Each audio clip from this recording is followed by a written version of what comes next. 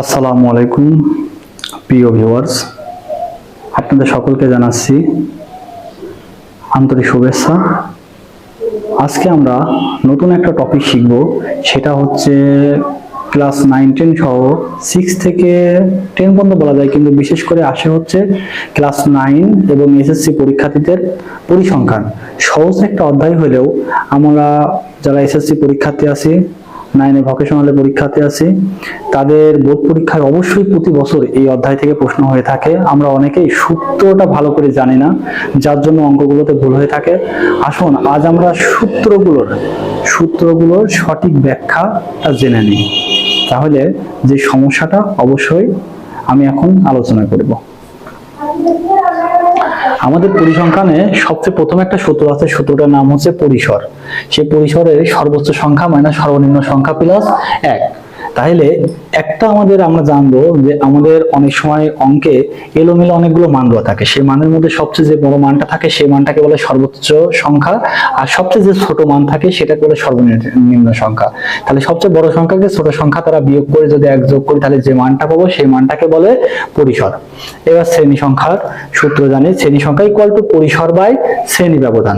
তাহলে এই যে পরিসর মানটা পালাম, এই পরিসর দিয়ে শ্রেণী ব্যবধান অর্থ কি, যদি আমাদের বইতে বা প্রশ্নে উল্লেখ করা থাকে 5 ধরে কি 10 ধরে, তাহলে অবশ্যই 5-10 ধরে করলে পরে হবে, আর না হলে আমাদের কত 5-10 ধরলে হয়ে যাবে। আর যদি নির্দিষ্ট করে বলে দেয় তাহলে অবশ্যই ওই মানটা ধরতে হবে। এবার আসি পরের সূত্রে, মধ্যকের সূত্রে L plus n/2 minus fc গুণ h/fm। এটা হচ্ছে কি মধ্যকের সূত্র।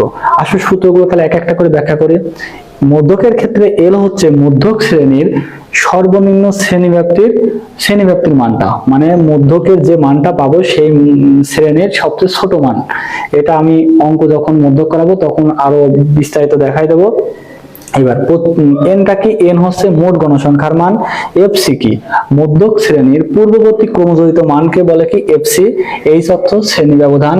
এফএম কি, এফএম হচ্ছে মধ্যক শ্রেণীর গণসংখ্যার মান। এটা হচ্ছে প্রচুরকের সূত্রটা আগে জানি, এল plus f1 by f1 plus f2 গুণ h। তাহলে এলটা হচ্ছে প্রচুরক শ্রেণী যখন করব, সবচেয়ে বড় যে গণসংখ্যার মানটা সেটা হচ্ছে প্রচুরকের মান, সেই ঘরের শ্রেণী ব্যাপ্তির ছোট মানটা, মানে যেমন 21 থেকে 30 থাকে, তাহলে 21টা হবে কত ওই ঘরের এল এর মান।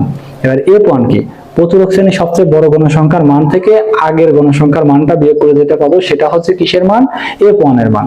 এবার f2 এর মানটা কি, সেম f1 একই f1। এবার f2 হচ্ছে প্রচুরক শ্রেণীর গণসংখ্যা, মানে সবচেয়ে বড় সংখ্যার গণসংখ্যার মান থেকে ওই পরের গণসংখ্যার মানটা বিয়োগ করে যেটা পাবো সেটা হচ্ছে f2। এই হচ্ছে শ্রেণী ব্যবধান। গাণিতিক গড়, এখানে দুইটা প্রশ্ন বলি। মধ্যক করতে আমাদের ঘর লাগে 3টা। মধ্যক করতে ঘর লাগে কয়টা, 3টা।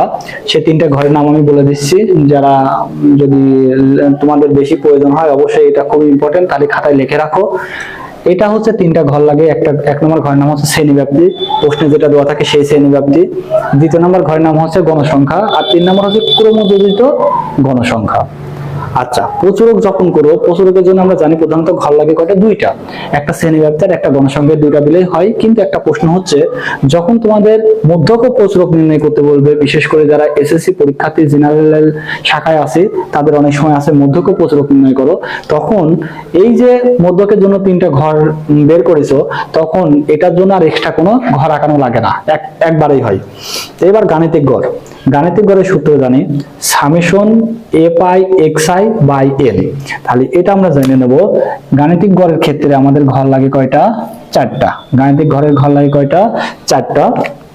গাণিতিক গড়ের 4টা ঘরের নাম আমি উল্লেখ করতেছি।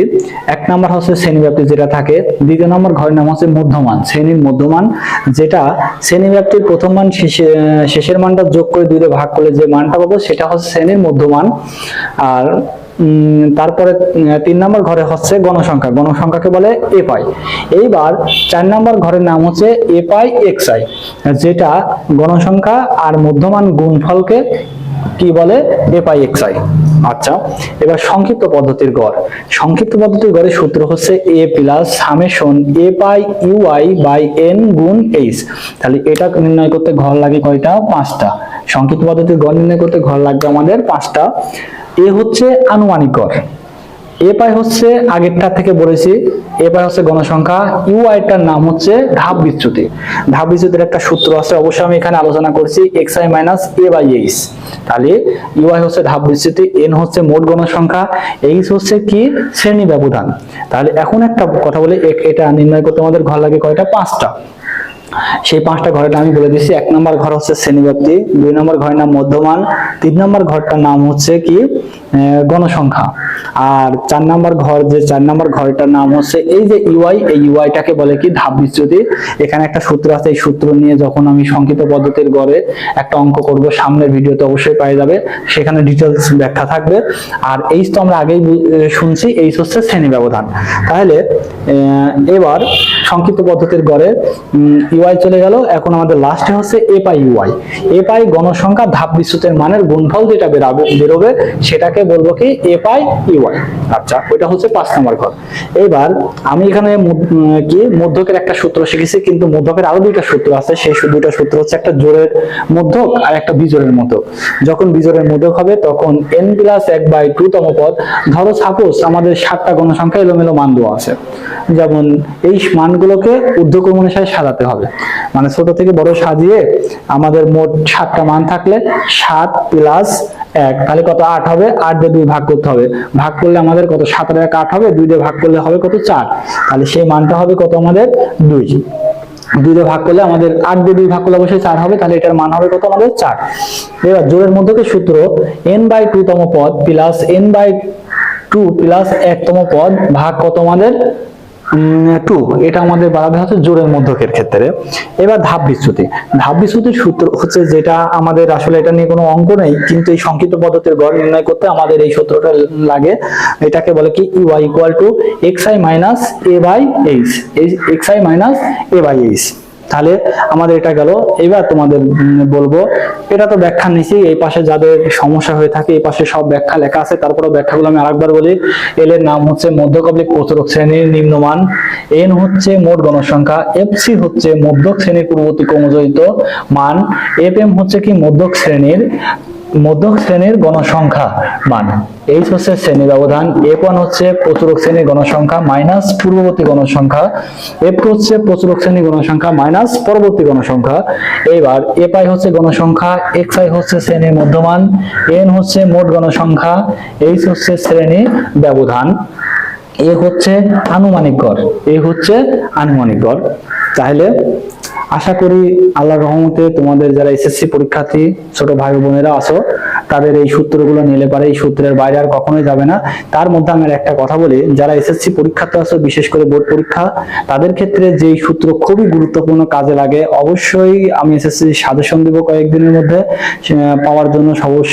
সবাই আমার ফেসবুক থেকে দেখলে ফলোয়ার বাড়িয়ে দিও, আর যদি ইউটিউব থেকে দেখে থাকো তাহলে অবশ্যই সাবস্ক্রাইব করে নতুন ভিডিও পাওয়ার জন্য বেল আইকনটি বাজিয়ে রাখবে।